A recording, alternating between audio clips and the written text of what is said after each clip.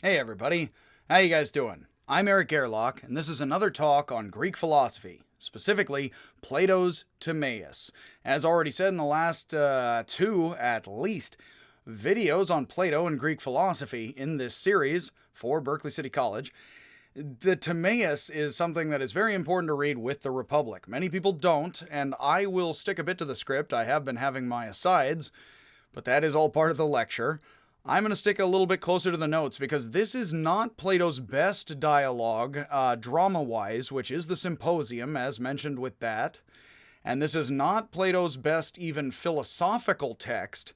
This is Plato's cosmology. This is his worldview. You really, again, we can clip ideas out of Plato, and I have mentioned and did last time that the cave is clipped out of the Republic. Wow, what an enlightening system. When in fact it is somewhat a noble lie we're telling people to justify a bit of dictatorship and some top-down rather than bottom-up kinds of politics. But that aside now, and we're going to leave that where it is, I am going to go through some of the finer and more important points of the Timaeus, which is Plato's cosmology. In fact, it was considered by many early Platonists and medieval Neoplatonists, which I learned about in grad school, keep saying, because I learned a lot of things in grad school I did not know before as an undergrad, and then before about any of this. It really did change. I realized how little people understand Greek and Indian thought in context, and then Buddhism, Christianity, and Islam, and conveying philosophy and context in grad school very much by doing history. That's all. By doing a lot of history. Everything else, of course, can fit in plenty. Everybody into the pool. But it's really history work. And when you do that, you see everybody's very human in these amazing, massive cultures. So the Timaeus has a central role to play in human history because Buddhism, Christianity, and Islam are the world's three largest cultures, and the Timaeus played a central role in science and cosmology in Islam and Christianity throughout the medieval and then tapers off with modernity and new discoveries of science. I often mention, I believe it is Lavoisier discovered fire air, which is oxygen, accidentally, trying to prove air is a basic element, which means he was trying to prove something like the Timaeus was continued to be true and screwed up and disproved it. Which means that up until the 1700s and the Swiss, that this was actually, if I have my science history at all correct, the Timaeus played a huge role in white people like myself and Western civilization, insofar as that's Greek, at all. It played a great central role in why you've ever heard of Plato or Aristotle, and people don't really know the Timaeus because they clip the cave out and say, wow, Plato had a republic. And that sort of implies like Plato thought democracy was at all a good idea. This is again propagandistic, and I go on about how the US and Soviet Union and others have used the Greeks to actually propagandize their own kind of identities, especially after the Nazis in Auschwitz during the Cold War. But that being said, and because I'm from the Bay and we're a bit countercultural and skeptical of a lot of things, we are going to stick with the material and I will not editorialize. So the Timaeus, which was the central work of Neoplatonists, not the Republic, for a long time, because this is the Pythagoreanism, and that's what's important sciencey mathy stuff to the intellectuals of a lot of centuries, of many people's lives, even though many people wouldn't be literate or have heard of this stuff. I am always happy to say the world's religions and philosophies have a lot of physics and psychology in them. You can see it. And they're not trying to hide it. In fact, they're trying to put it forward very specifically in order to show you and I that they're smart, comprehensive people the world over. So, for many years in Europe, in medieval Europe, the Timaeus was the only dialogue of Plato's available for study in Latin because it was most important, as well as one of the only texts on cosmology, physics, and study and the workings of nature, which every book of ancient Greek and then medieval stuff is on nature, or nature, which is stuff, physics and energy doing things in our lives, all the psychology, the gods, and physics, which was available to scholars all through the Renaissance. In the Republic, Plato used Socrates to put forward his theories on the proper form of the individual in society, which leads to the bigger picture and the more important picture in the Timaeus, which, if you cut it out, makes Plato seem very political. I had a student who did say, but is the analogy of the Republic, is that at all supposed to be social? Isn't it all supposed to be individual? And I mentioned, and thanks for the question, it is social but it is individual. But the reason you can see it's most social but not just individual is actually if you keep on going to the Timaeus, and most don't, because as soon as he makes it cosmic and Pythagorean, well, of course it would be individual, social, and cosmic, like the stomach, the heart, and the head. Very much, well, yes. Anywho's. So in the Timaeus, which is supposed to take place, as we are told, the day after the Republic, Plato uses Timaeus, the Pythagorean who actually existed, historians believe, and others, to put forward his theories on the form of the cosmos, which corresponds to the proper form of both healthy individual and just society. As I already mentioned, this is surprisingly similar to Indian thought, Kundalini Yoga, the order of elements and primary shapes in Tibetan architecture, and Western cathedrals in France. The reason is because not only do shapes stack up in certain ways, but people have been trying to understand the lighter and heavier, higher and lower elements, fire, water, other things, and symbolize them with simple shapes. And that is very Indo-European, Africa, Eurasian culture, Egypt, Persia, etc. And Plato's Republic and Timaeus are some of the best places, especially if you identify the Greeks and Romans with Christianity and the West, which is how we more so refer to it post-Auschwitz, as abstractly as the West. If you are tracing Christian lineage out to the West, which most do and isn't entirely incorrect as far as a lot of people living out here, but it gets complicated in the wings, then Plato's Timaeus is a lot of the science of the Greeks coming to us, if it does, and to whatever extent. So this is incredibly important stuff. So Socrates gathers again with fellow aristocrats, most of whom it seems just crashed out on the couches, and says that he would like to hear about how an ideal state discussed the previous day would interact with other societies, while the police, guardians of the city, the hardy people, protect everyone from enemies. This does not explain how the leaders of the city, the philosophers, would choose to engage in foreign relations. I want to see how this city relates to others, Socrates says. This is another strange turn. That's interesting. He is asked, so why will the tyrant fall? Well, let's stop, and before we talk about the noble individual, let's talk about the city and how it's ordered, which is why my student asked that question. Well, this is all about the individual, isn't it? And it is. It's all in your mind and your body and your universe and all of that lining up in rational ways, all parallel to each other for Plato, and he thinks that's ancient science, although he wouldn't have said the Latin scientia, more of a craft, as it were, and Kraftwerk, yes? The German's closer to the Greeks than myself. So, Solon, the famed Athenian lawmaker,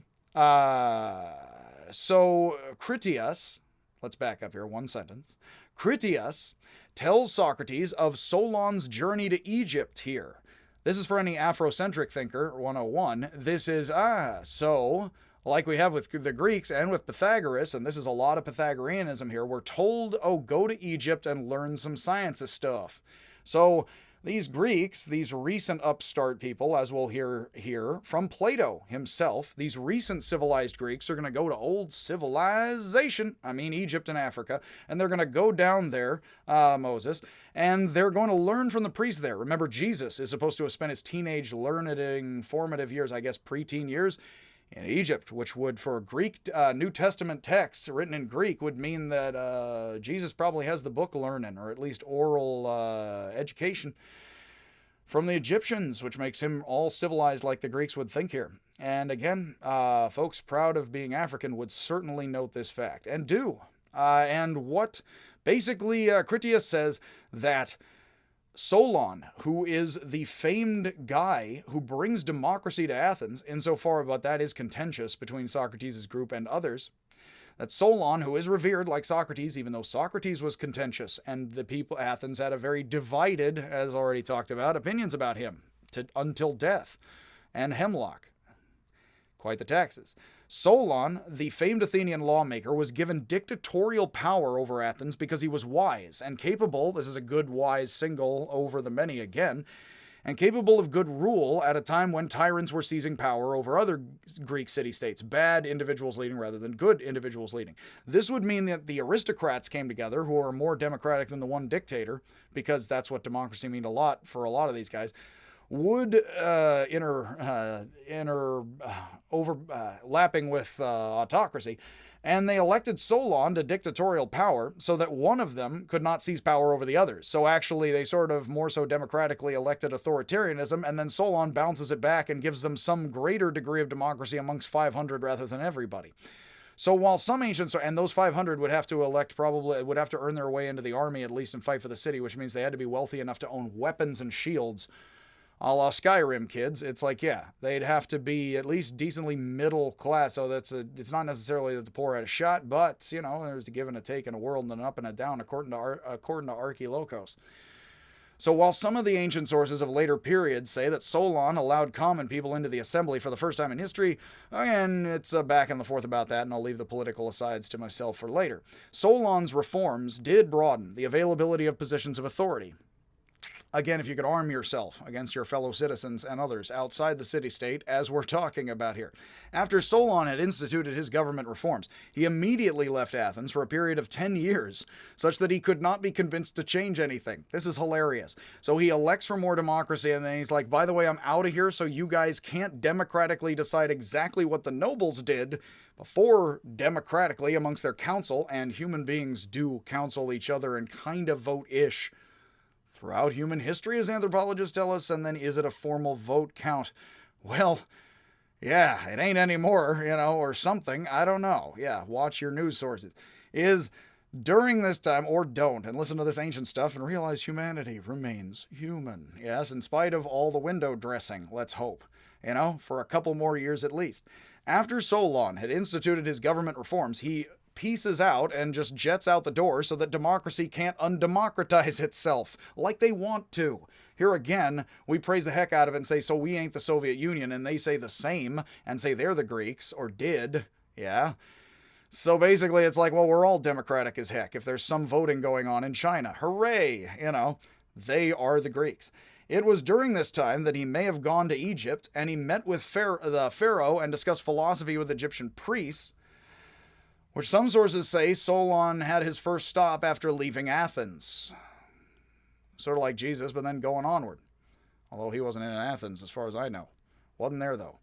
Critias tells Socrates that when Solon went to Egypt, he found at the apex of the Nile Delta, where the Nile divides in two like the top of a pyramid, from oneness into manyness. If you look at the Nile, and especially if you're flipped and you're looking at it not from like northern, perspective to southern, it would look like oneness branching down into manyness, yes? Well, that's a lightning bolt of Zeus. That's trees, although they branch downward into the ground and upward, oddly, from the middle. But we see those branching forms, that does go upward.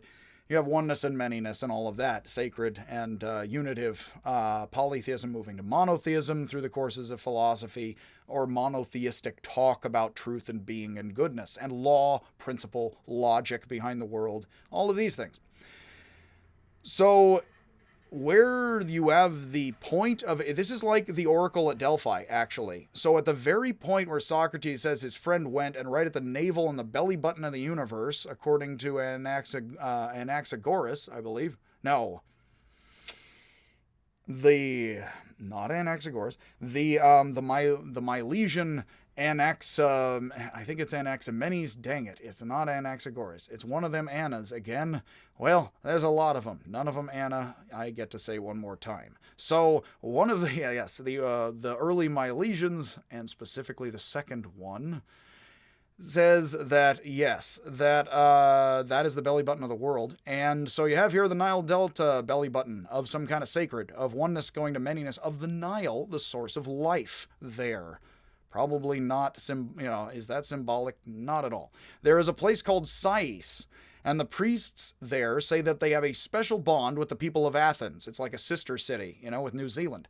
And they share the same patron goddess, Neith for the Egyptians, Athena for the Athenians. I will leave it. I will not rant on and on. There are people who have done all kinds of ranges of scholarship about connections between the Greek and African gods and goddesses, and there's a lot to say about that. Some say inconclusive, and I must say, well, we don't know all of history, and a lot of it remains buried, and we don't know. There are enough broad connections that you can certainly say that, although some hesitate to do that, and I don't like that very much, actually. But there are people who have also made very broad and very powerful claims saying they are in touch with ancient forces, and academics very much are wary of them, so it's kind of a double-edged sword back and forth with the speculating and the interpretation here, which is why I leave it right there. I do want to open the door for everybody to think more about all these things, of course. And, in fact, we have problems with relations between ethnic groups in the United States a lot, and unfortunately the Eurasian African thing and all of that is something that I hope we all, are happy and kind about and live with, and hopefully live with better. Let's leave, again, all that there with the Egyptian priests, So, after talking with the priests, Solon realized, because they know of Athens, oddly, he goes to the Egypt, they're like, oh, we know all about Athens. He's like, you know all about Athens? I'm like, oh, yeah. It's old news. We know all about Athens. We've been seeing it the whole time, we've been here, man. We know all about you guys. Like, we're historians for thousands of years. We know that, And he's surprised. He's like, oh, well, that's cool. I'm glad you guys know about us. That's awesome. Plato is certainly here presenting, and again, this is Afrocentrism 101. It's like Egypt is definitely being presented by Plato as this super ancient, super civilized, awesome place. Here again, they're probably human beings. They're probably not ideal. And people can critique that back and forth. But Plato here, and many people have been inspired by that, to then say this is the secret Pythagorean Egyptian stuff in counterculture and culture and otherwise, 1800s, 1900s onward, in interesting ways, connecting back to the Greeks and the Egyptians, as we have science and then popular science and people understanding new anthropology in their lives, a la Indiana Jones and otherwise. People are thinking of these things, and they're thinking of Atlantis, which we're going to mention next. So Solon is a Greek guy, as the Athenian democracy dude. The guy who invented democracy for Athens, although, as I already said, it really wasn't invented entirely then or now or anything, that he is the guy who instilled what people called Athenian democracy, and then like it as a sort of totem and example. That Solon then goes to Egypt, and they're like, we know all about you guys. You're awesome. He's like, hey, and he loves it. Which again is Plato not being so much the Democrat as much as saying, I want Egyptian priest intellectuals. That would be cool. And would it bring stability to Athens? Well, how stable is Egypt, is what Plato would reply. Over how many thousands of years do you think? I always recommend, if you ever have a chance, go to Egypt. It's amazing. It is absolutely amazing. Again, I understand something like aliens. It's like, well, human beings are amazing, I will say that. So one old priest tells Solon that due to civilizations being eliminated by great floods and firestorms a la Noah and the Gilgamesh stuff and Babylon, and it seems like records of ancient great tragedies, and are these real? Are these passed around the ancient world and they speculated or made these up? Well, again, probably events, and then these became legends and then were passed around, and then people did experience something like that. Many have said much about this and the ancient floods. I will not right here again. That's a bunch of interesting stuff. But of course, all I need to say here is, that's some of ancient Babylon, Egypt, Greek stuff and myths and the Noah of the Bible. That one of the old priests says, due to these tragedies and the flood, water and firestorms, water, cold and wet, fire, hot and dry, due to the elements rocking back and forth between the stomach and the head and the up and the down, actually. The water down, the fire up. You can look up the Chinese stuff, which I also have videos about, with the Taoism and the yin and the yang. These are basic, pragmatic understandings of ancient people, as well as anything you like. The Greeks, the Egyptian says, to Solon, the greatest of the Greeks here, are children. And Greek historian, this is Plato telling the Greeks in his amphitheater, or someone else's probably, unless he rented the place, or bought it out like the wine presses for Thales, is that he's basically, of course, telling the Greeks they should be like the Egyptians and their children who are immature. And he thinks his audience can take this. Whether or not they stormed out or whatever the critics said afterwards. The dialogue was preserved, unlike a lot in the ancient world, which was destroyed. Plato seems, he says the Greeks are children, and Greek historians are merely reciting nursery rhymes. Heraclitus says the gods are dad-joking us. They're telling us myths and half-truths, the silly limericks and things, which many cultures, the world over, the Celts and others, would say, the gods kind of dad-joke us, and here's some wit and wisdom. Oh, it turned out to be true in 3 ways. So we hear truth, we don't understand it because we're lowly ape-like beings for Heraclitus, and for Plato, we are not our solar betters up there.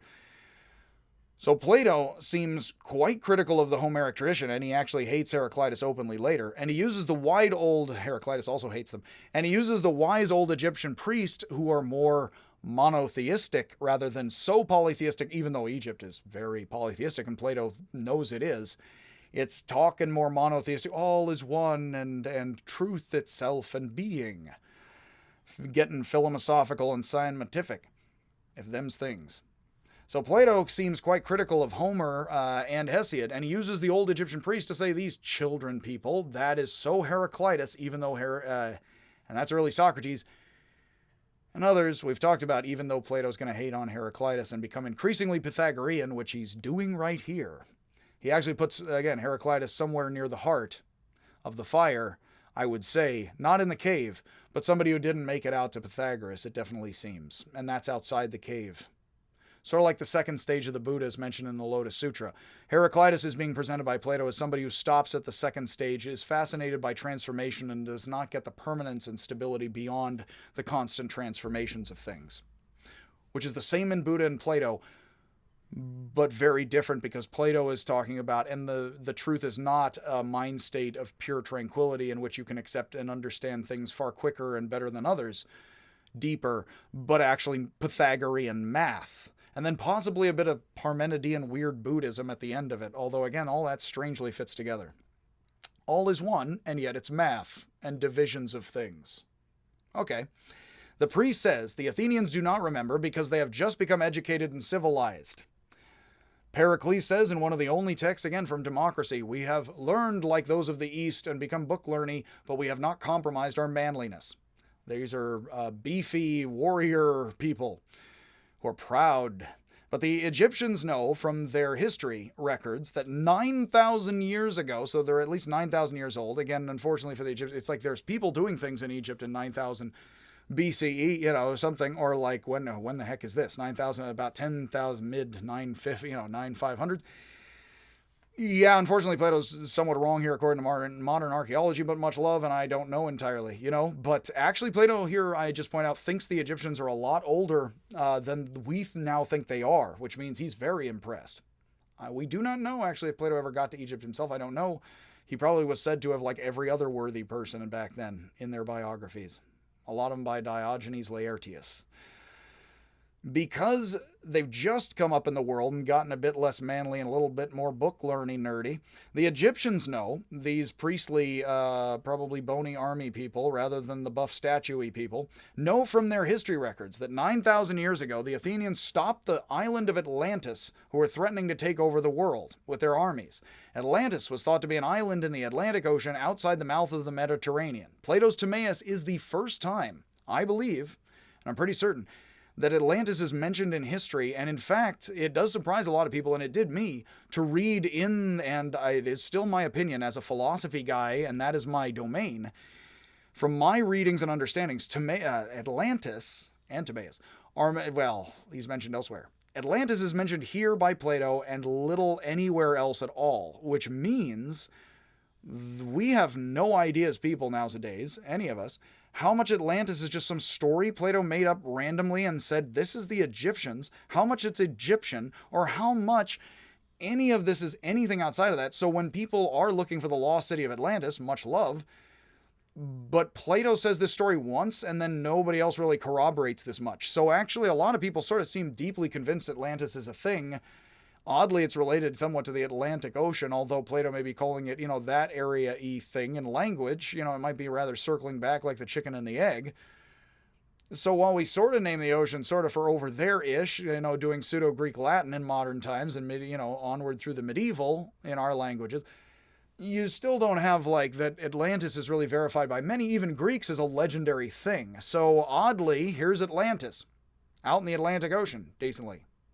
Perhaps, mid-Mediterranean. So Plato's Timaeus is the first time it's mentioned. The story, which is now believed to have been somewhat an innovation by many for just this reason, is very similar to the recent Battle of Marathon, where the Athenians and Spartans repelled the Persian invasion. We now know that Egypt was not as many thousands of years old as Plato believed, but again, he seems to say they are the civilization and Athens should listen to them. And the old priest, ironically enough, is saying that actually the Greeks and the Egyptians, who were happy both to have slaves, it would seem, he does say the African guy, the proto-somewhat African guy to the proto-somewhat European guy, in the ways we carve it up in our heads today are represented, but they would not necessarily by them, that the Athenians and the Greeks and the Spartans altogether saved the Egyptians and themselves, the Africans and the Europeans, from slavery, from being enslaved by the Atlanteans. Which is, of course, given American slave trade and stuff, deeply ironic and interesting that then, of course, white people would say, oh, the Greeks are white like us, they're Christians, therefore, and not becoming Greek Orthodox, but further Protestant, and then many different types to be secular amongst white Protestants, not giving each other the right to vote entirely. And then you would have, oh, yes, like the white guy is like the black guy is telling the white guy would be a more modern scientific genetic understanding of, and then now questionable in language and genetic categories of white guys, black guys, which was Christendom and was understood in these ways. It's deeply ironic and interesting. And of course, I don't endorse any of all that as much as just sit back and be like, wow. And here we are, So Plato, through the old Egyptian priest, says that the long ancient Greeks were the greatest warriors. So this is Plato getting the Egyptians to be like, but you guys were the burly, tough men who fight, Again, on The Simpsons, redneck comes the other in the redneck bar, want to fight? Redneck says, them's fighting words, possibly thanks to Conan O'Brien, etc. But yeah, the Egyptians were the great scholars who keep the records of history. And so he says, oh no, you guys are the buff men. And by the way, I'm telling you some girly learning nerdy stuff, but you are the tough men. Yes, like Pericles hoped you still were and said so. The priest, it's again like fraternities. It's like we're college boys, but we're tough as hell. It's like, yes, you are, sure.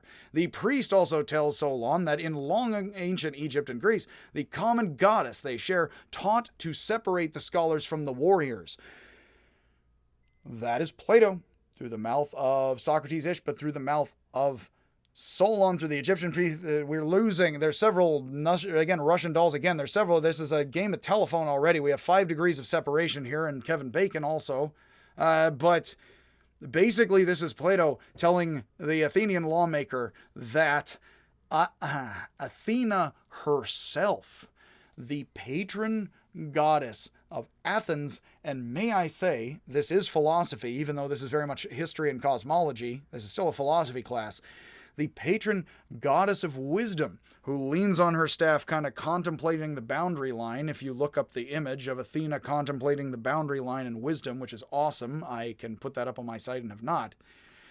The goddess of wisdom, who is an Egyptian goddess and a Greek goddess, such the sister cities, she taught Plato's Republic to ancient Egypt and folks, which is why Egypt has priests, Egypt has a caste system, and why this priest is a historian, priest guy. Egypt is civilized, and Plato is telling us all this following the Republic. So just again to back up here and just say that simply, what Plato is telling us here is Athena herself, who is also an Egyptian African goddess, taught everyone as much of a republic, and it's not very much a democracy, but again, that's weirdly communal and back and forth, and how democratic humans are and authoritarian up and down the block in all forms in weird ways. That what stacked up pyramids such that it was Republican or Democrat or authoritarian and egalitarian as much as possible, this is what Africa, this is what Athena, the African Greek goddess, taught Egypt. And now, by the way, this Egyptian priest is telling it to all these guys, and this is all in the play within the play within the play, the pyramid within the pyramid in the pyramid. This is Plato, the most well-known, other than his student Aristotle and his possibly not teacher but inspiration Socrates.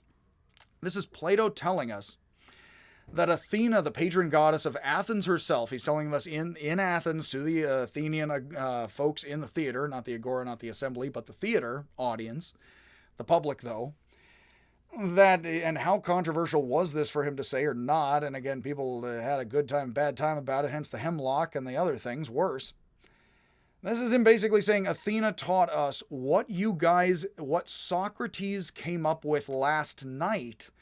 And I just have to tell you guys, is what the text says. I was just sitting back last night and I was blown away. I was listening to you guys talk about the stomach versus the heart versus the head. And I was so blown away because let me tell you something, okay? That's Athena civilizing Egypt 10,000 at least years ago. The model Plato clearly seems to want people to follow. By the way, you guys and Socrates, you are again 5 pounds of correct you are 10 pounds of correct in a 5-pound bag. I screwed that one up. And now, everything you guys talked about last night is in tune with the words and teachings of Athena, the goddess herself, patron goddess of Athens. It turns out goddess of Egypt, and it turns out she civilized Egypt with just such a formula. Now, if that isn't an endorsement of the Republic, I mean, that is about as blatantly Egyptian hooray as you could possibly be, while also being but you men are manly men indeed. You have spears and boats. That honestly, that this is all civilization itself, which happens to be the shape of fire and sunlight and light in the mind. I mean, that's what this is actually telling us, which is absolutely incredible. Critias is basically saying that's what Solon heard from the Egyptians. My God, that's Athena. Now, that's the sum total of why it's important to read this with the Republic, because that's a real big kabang in the pants, isn't it? I mean, that's like, well, then that's Plato saying that that's divine truth itself in forms of 3. By the way, Neoplatonism in Islam and Christianity for hundreds and thousands of years, at least 1,000 for both, is going to talk about oppositions within oppositions within oppositions. Hegel comes along later in modern times, won't do that now, and says, wow, that's all dialectic. I'm going to make a bunch out of that. Marx does stuff with that, oddly, and then that's the Soviet Union again, full circle. So, staying out of the Soviet Union for now, but back to post-Plato's Republic. So, Critias is just like, I just have to say something right now, guys. I didn't say anything before, but by the way, the morning after the Republic, pill here, take the red pill for the Plato and the Matrix. For these fools, not with the folks online, please. Is that, it turns out that was actually Athena telling us we should have a caste system and we should put the intellectuals over everybody, and that's like Egyptian civilization itself. So Socrates is just like, hey, that's so amazing, guys. It's like, no, that's brilliant, because I actually wanted to hear how would this city-state interact with others, which is why he oddly asked the question, which comes kind of out of nowhere, and it's kind of a bit of a hack device, according to some and myself. It's like, yeah, he kind of just made that up, sort of as a bad plot device in order to seg us here and be like, oh, now not only have I learned about how Athens essentially is, the ideal republic, not Athens of his day, would interrelate with other city-states, but I actually found out the most magical relationship of all in ancient Egyptian history, which was our patron goddess. Socrates tells Critias he is delighted to learn that his form of the just society was not merely an idea, an idea and a spirit all floating out of some kind of God vision theophany that we sort of share in conceptually, but not really as mortals. I'm glad that's not just a God vision floating around up in the cosmos vaguely above my head as some kind of whisperings. I'm glad that there was the teachings of our here goddess. I tell you, But history, he says, it is history. It's not an idea, it is history. And that it is quite appropriate that they are speaking of it on the feast day of the goddess Athena, which is the day after the Republic, which is 1, 2, self, Republic, and Cosmos and Athena make it 3 and the devil or something, right? That would be the 3. And again, that would be the triangle and the pyramid and the Tetractys of Pythagoras. All of it can vaguely hang together. And again, I would not make more harder of a point about it. It's, the head cornerstone, as it were, of the Bible. It's like the head cornerstone would be the top of a pyramid, of course, unless the head corner is like onto the, northwest or something. I'm not sure. So Plato believes that the ideal form is known by all of us, but forgotten, again, a la the Meno. So we all knew this, and when Socrates hears that, he's like, oh, now that's history. And you know what? That's why why was Socrates telegraphing it last night with the Republic 1 and 2, and then elsewise we ignored? Well, because he already knew that, and that's why he was vaguely feeling out his daimon, because actually he knew the plan. The power was inside him all along. He knew the memories. He was just vaguely feeling it out, and he is so glad that now it clicks and it's totally true, because he was remembering vaguely, psychically almost, in tune with the navel of the universe and the top of the pyramid plenty. And the light of the mind dancing around your eyes and up in your mind then once is trapped up in there. Very much physical light and fire bouncing around, which is how Neoplatonists and Aristotelians understood the mind as a kind of camera before cameras long ago, as they do often in Zen Buddhism in China, because you would see lights and shadow puppets and you would understand the mind and memory like that, physically. Our metaphors are still largely the same in many ways, although now they're electric. It's electric, yeah, like the slide. So, Socrates' wish is fulfilled. Socrates is delighted, it's history, it's quite appropriate, it's the day of Athena. Critias says that before he tells the whole of history of Atlantis, we actually haven't even met Timaeus yet. And he's the guy of the dialogue. In fact, we are going to cover the beginning, and again, the main points right here, and it's a fascinating story. In fact, what happens is Timaeus takes over, and he just starts lecturing everybody at length about Pythagoreanism, so we're going to hit the high notes of that, and then we're going to be out. Because actually this intro and this framing of the Republic here, and then a bit of Plato's cosmology, is awesome, and then I will leave it up to you to study Plato's Timaeus more and geek out on Greek history and cosmology, because we are going to be onward to those major ideas we've been covering and their interconnections with the Parmenides and the Theaetetus, which is going to be quite a shebang as well. So, Socrates, Critias says, and here's Timaeus, take it away. Before he tells the whole history of Atlantis, thanks, which he proceeds to do in Plato's dialogue, the Critias. Appropriate. Socrates, it's like it got there when he got there, you know? Socrates should hear Timaeus give a history of the cosmos from the beginning up until the birth of humankind. I have to say, hilariously, this is somewhat like the ridiculous movie in the joke in the movie Airplane, movie in the joke, when Johnny of the airport control room is asked, explain what, okay, Johnny, tell us what went wrong and start from the beginning. And he says, well, first the earth cooled and then the dinosaurs came. It's sort of like, okay, well, I want to hear more about Egypt and Athens, but could you start from the Big Bang? I really think we should start there. It's like, and here again, it's like we have several weird moments in these last couple of texts here. So in Book 1 of the Republic, it's like, Book 2 starting, actually, it's like, I want to hear about how the self is. Okay, let's start with a city. Well, okay, but you have to get there eventually.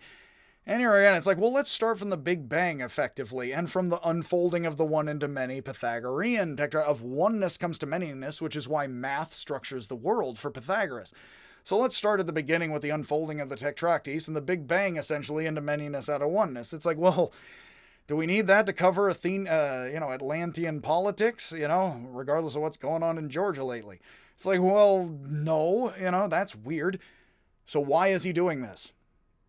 Because Plato is taking this opportunity to apparently bore his audience to tears. He already got to pay for the tickets. The drama's going to go somewhat out the window here, just like it did with the Republic, which is Plato kind of lapsing into, I'm inviting you to a lecture series rather than a unfolding of a play. It's like a bad art film increasingly.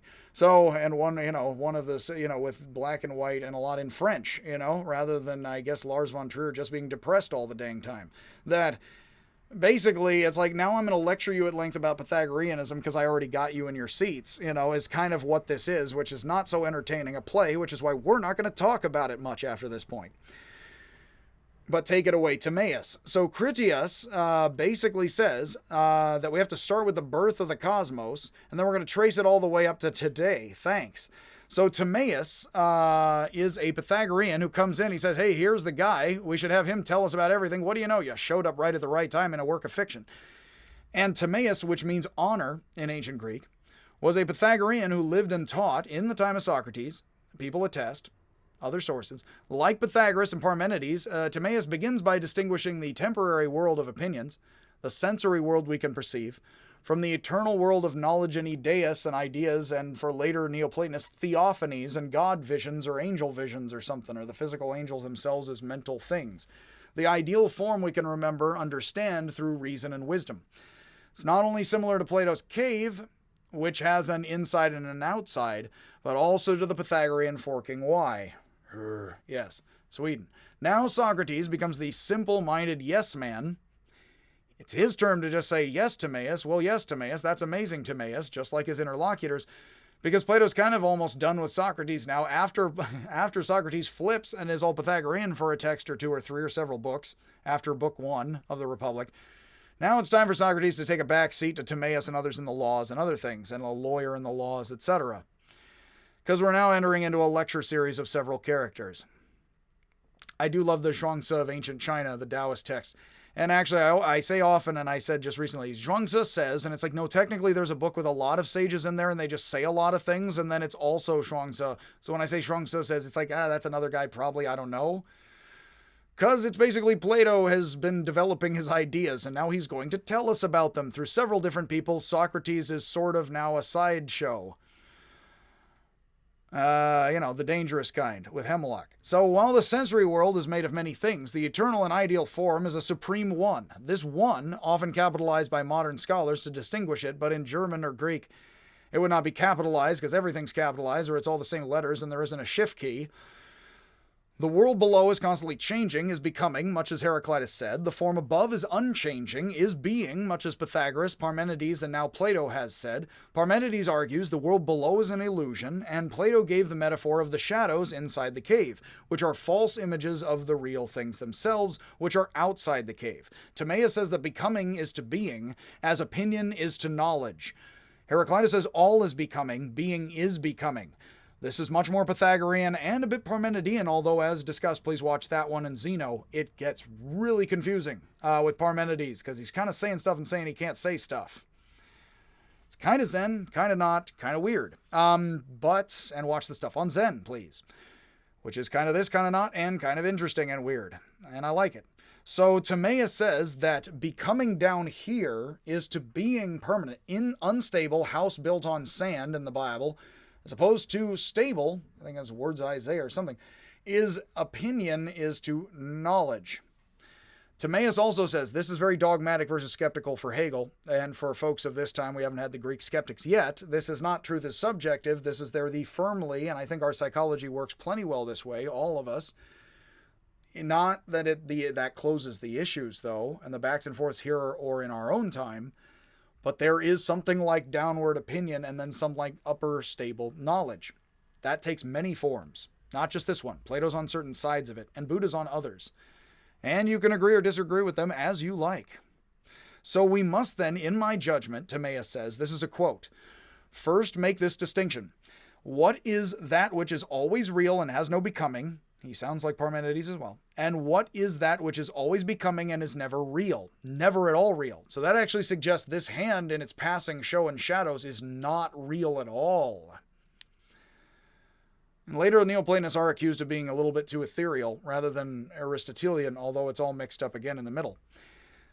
That which we can grasp by thought with a worded rational account and weighed is the thing that is always unchangeably real, whereas that which is the object of belief together with unreasoning sensation, this divides reason from the senses entirely, I don't like that entirely at all, won't talk about that now, is the thing that becomes and passes away, but never has real being. The things of the eyes and things of the emotions are not entirely real, like the ideas of the mind. This even puts the light of the eyes and what you can see with your eyes below what you can grasp invisibly and insensibly, not illogically, but without your senses, with the mind. Plato is definitely placing that above the sensible. He's quite famous for doing that, and that is very Pythagorean and Parmenidean and not Heraclitus, possibly early Socrates. So, see here. Timaeus says there is a hidden father and architect of the universe. Many have made things of the architect. I believe that's quite Masonic. The hidden father and architect comes in this text, and then in the Matrix, I believe Matrix 2, I would have to return to the series in the Matrix, I suppose. I'm trying to get outside of the sunlight in the cave, yes? Into the darkness of the shadows. The sunlight of the cave, and yet it's all mixed up, and I got light source, over here. Is that you would basically have the architect of the universe who is not primary mind God. This gets very interesting historically and is very worth, if you nerd out on this stuff and if you're at all theological or if you're at all interested in the history of science and religion, the architect and demiurge and the place is second God. Jesus got to sort of play that role in some theology in the Middle Ages, who has then the quadrant and stuff in the images. That the demiurge, the secondary architect, looks at the eternal model, looks up at the ideas and up at the plan, and then fashions and makes and is busy making all the forms of the world below. Now, that's actually not God, but God's kind of handmaiden second God, because technically the one doesn't move, is eternal, like Parmenides, does not change, changes illusion from its perspective. It then branches downward, and as it branches downward, as far as we can see it, we would then see it as mathematical upward into oneness with very big distinctions and the math. But, like Pythagoreans kind of culting out on the sun and music and blissing out, Plato seems to imply, and may have participated in illusion, in mystery cults, etc., that there all is oneness, yet it's math because we are below, and so we look at it as math, but it actually is oneness from its view all above. And that would somewhat make it make some kind of sense as best as I can. In fact, probably as best as could, well, I don't know, I can, but something like that may be as best as Plato thinks you can put it in words, and you would not simply put it in words, but like Socrates and Jesus and others teach by analogy. Point towards it, and if you don't get it all together, then it's not grasped. But it would have to be, oddly for Plato, above the supersensible. You wouldn't get it with this and that example. You would grasp it in the invisible oneness of the things. That invisible oneness in the whole plan is not the demiurge and the craftsman, though. The craftsman is actually sort of the Holy Spirit or Jesus, the secondary agent that then does everything. Here in the Old Testament, for a lot of theology, for Muslims and Christians, and a lot of the world, the breath of life, you hear a lot in the Old Testament, and I do nerd out on this, and I know my religious, bit of the religious history, and the Bible and the Greek stuff and how it comes together and then also doesn't and does. That when you hear in Genesis, the Word is with God and God is with the Word, as I like to joke lovingly, the Bible is not a printed book on a Chinese folded set of paper. So you would not have the Word flapping. It's like God's, and I don't pose off as God, but here's the Word, flapping around like a butterfly. I'm here, and it's like, no, it wouldn't be a book. It wouldn't be a text. The Word would be the breath and the breath of life out of the cave. Would be how very decently illiterate people would understand it who revere writing but also want the breath and the word and things like that. So when God says in Genesis, let there be light and dark like a forking Y, God is carving things apart, but it isn't God in the mind that does it, it's the breath.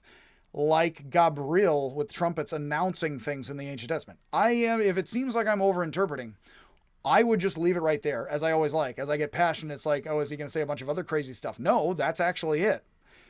That's kind of the shape of the Bible and this Greek stuff. That's why it's so incredible when you actually know the elements involved, because it's actually suggesting you have fire, the priests. You then have air, the agents and the cops. And so God says, let there be light in the Old Testament. And then Gabriel, or the breath or the Spirit, or Jesus, or the Holy Spirit, or something. In fact, in medieval Christianity, it kind of was. In early Christianity, the Spirit's the mid-level. Jesus was down here with us. Then in medieval Christianity, it actually more so becomes theologically. The Holy Spirit is down here amongst us in the communion with the Catholic Church. And Jesus increasingly is kind of somewhat here. And honestly, that gets complicated. And I'm not criticizing as much as that's interesting. But it all is decently Platonic, along with Augustine and Aquinas and others, living about not 1,000, but 800 years apart each, around 300 and 1100, because they're Neoplatonists. So the thing is that those, and they are, in fact, Augustine is the big guy around 300 or so who brings Plato very much centrally into more so the Catholic Church.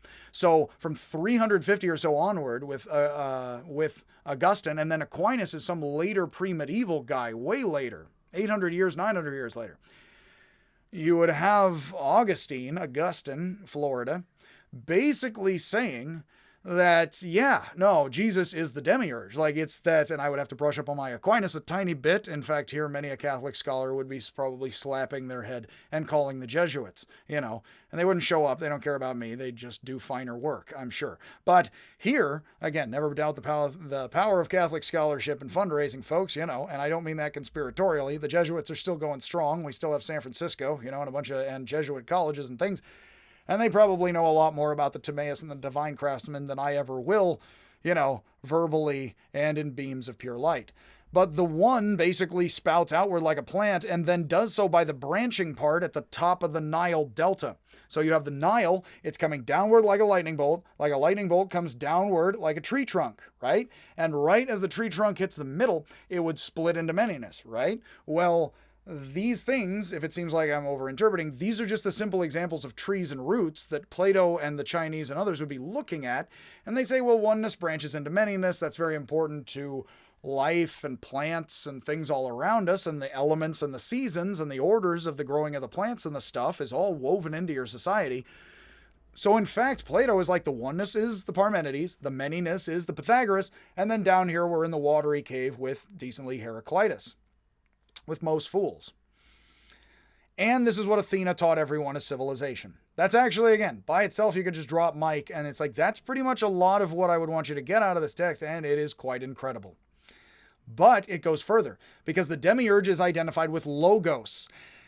Now, logic is breath, it is word, it is argument. So the thing is it's kind of like you have a king silently sitting there, and then the agent is the lawyer, is the advocate, almost the devil in earlier forms.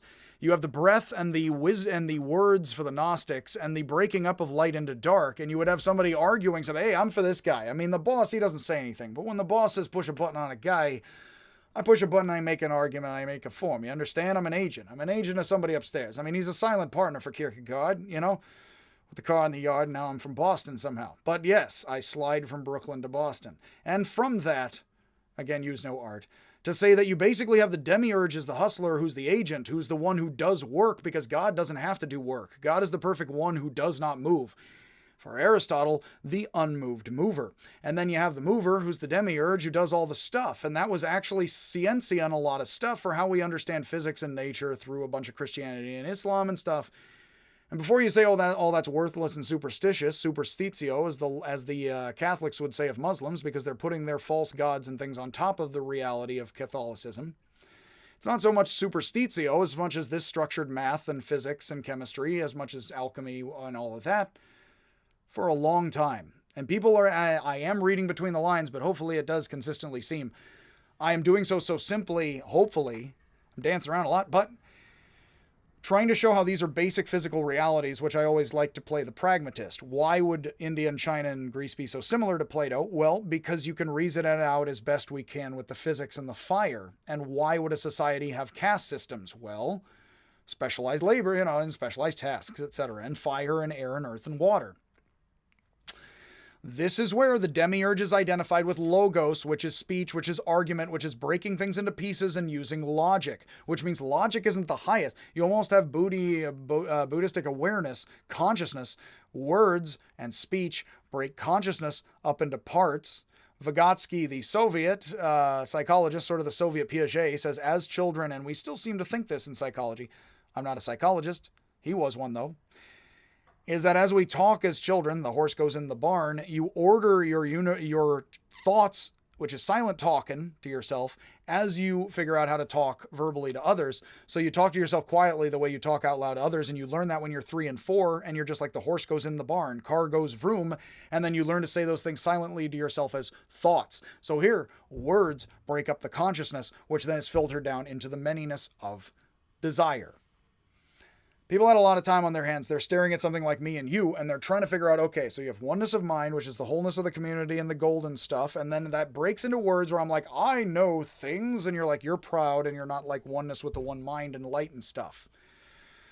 That is arguably what they're doing, and you can see why. And you can see why the Indians would do why. And you can also see why we do and don't understand things those ways psychologically, physically still today, and yet we know a lot of other things. And all that is all you need to say. Not as right or wrong. It is sorta. And that's all you need to say to honor it as much, give it as much respect and love, and then be like, and now what are we doing? And we do stuff like that. So Plato's nous, here we have Anaxagoras, which as I mentioned at the time through several videos, I'm going to be stacking these figures together. You have Anaxagoras, and then you have Logos with Heraclitus, which puts him actually on second level fire right outside the burning house. So here you have common people, our stomach. Heraclitus is speaky words and also emotion, and the fire, the false fire at the mouth of the cave, which lights up the puppets. But then outside the false fire, you have the real sun, which really implies that actually Heraclitus is sort of more stuck at the demiurge, manyness level, and then the Buddha smiling on everyone. And actually, for Plato, Parmenidean, Pythagorean stable math and Parmenidean Buddhistic oneness are outside the cave as the permanence and the fixed, unlike the passing shadows and the fire down here. Nous, logos as the mouth of the cave, the words dividing the upper from the lower, the head from the stomach, reason from desire. Those pieces are all basically there, and a lot of times scholarship can go round and round with complicated words, as it does in academia, and those simple pieces are so interesting, and I do think a lot more people, even some would say specialists, I won't hear, don't even, look at it that way, and it does seem enough that that's just ancient world context. Not my arguments to you, but safe opinions of many, if not true knowledge, beyond the demiurge and the plan itself, and the mind, the nous of Anaxagoras, beyond the logos of Heraclitus. Plato's nous does not unfold out of itself to become the eternal model, but other than that, it kicks off the demiurge. God kind of, I mention here, and I do mention with the theology, I grew up half Catholic, and there is a begotten not made. I think it's phrased differently now, but I will just say, in Catholic theology, which is Aquinas and other stuff, and also Vatican II of the 60s, recently, begotten not made, and issues since then, begotten not made means God as kind of nous, as mind, as consciousness, created logos and words and let there be light and dark, outside of time, as time and division. This is Plato trying to make sense of Parmenides and a lot of the videos and the nonsense I've been telling you. Plato is trying to make a totem pole. He is trying to understand how all is Buddhistically one and yet many, and yet math is very fixedly real. So the math is real, but beyond that, essentially, you have all oneness. So yes, there's a lot of remarkable things here, and I am getting caught up in all of this, but begotten not made means for the Catholic Creed, I think the Nicene Creed, if I'm not mistaken, or the Apostles' Creed, I think, Lapsed Catholic, if I'm half Lapsed Catholic, yes. The begotten not made would be that Jesus and the demiurge Jesus is very much like the demiurge in that Jesus is the time and the architect itself, such that Jesus is begotten not made, which means Jesus was technically, even as polytheism with Homer and Hesiod wrestles out and these philosophers, Heraclitus says, how could gods be born, and then die? It's like that doesn't, or be born at a certain time if they're not going to die. That's because Jesus was born outside of time, so Jesus can be different yet one with God, and that is the Apostles' Creed of the Catholic Church. And again, I say that to you regardless of your attitude towards religion, but again, that actually is arguably where this stuff comes from. As well as human psychology and human beings wrestling with, well, if science is objective and rational, then why is there changing scientific history and theories and stuff? Well, because it mystically kind of goes all into the light or something psychologically. I would even push it further to that, because psychologically the experience is manyness just kind of gets to the practice and the oneness, and we all live as the community and the light downward, weirdly, is what I'd honestly wing at you, and then keep going. So that's where the shadows on the cave come from. That's where the mouth of the caves comes from, is because something about words is both eternal and divine, and yet many and lowly and human, which is very Heraclitus. So here, I have been ranting and a raven. I have already, and quote the raven, never more of any of that. This is very Gnostic. If you are anybody who's interested in Christianity and Gnosticism or secret kinds of Christianity and things, people say better and worse about that. Bone up on this and get into the Timaeus and other stuff, and you will understand Gnosticism, and then you can find books in which people tell you about Plato and Gnosticism. And I would emphasize this pragmatic physical understanding so you can understand ancient world culture and why they would phrase the elements and the mind and the speech and the heart and the fire and the lungs and the other stuff, why they would phrase it that way. Again, when you die, the heat and the air leaves, the fire and the air leaves, it goes up, probably to the stars and the wind and the stuff. People have understood things that way for a very long time, and we still speak that way, and we still have a periodic table from the lightest to the heaviest of elements. And I don't know if we ever have had anything like a physics understanding other than the highest to the heaviest of elements in all of human culture, because that's what you're faced with when you walk outside a hut, the water and the air and the fires up above, and the fires seem more permanent and seem like they've been circling around with the bear cluster for a whole long time past your grandpappy. And the patriarchs, So, when Neo confronts the architect, that's kind of what he's doing. I do always like to, unfortunately, imitate the Slovenian philosopher Žižek, who has definitely had some of his time in the sun. And he has said, not that it's over, he has been celebrated in recent years.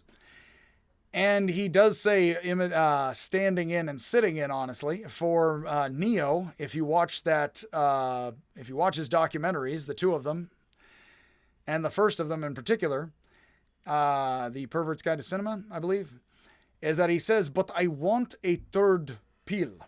Not a red pill that teaches you the secret conspiracy, not a blue pill that sends you back to sleep.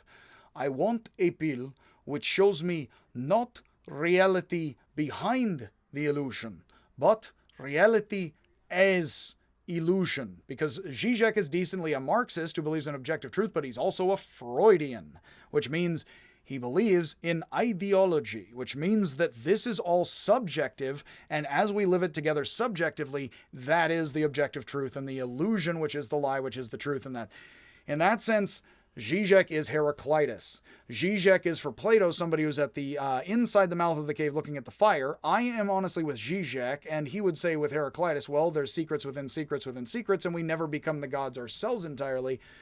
So do we ever have the vanity to say we've made it out of the cave and hit objectivity? If you lean more towards subjectivity in Heraclitus and Freud, Freud honestly did believe in objective scientific truth, but if you were a somewhat Freudian and of the Žižek mold and continental and German enough about it, you would definitely say we never fully make it out of the cave, we can just take better positions. That is why, unlike a bunch of red-pilled, supposedly people online or something who are following the Matrix language, Žižek wants a third pill.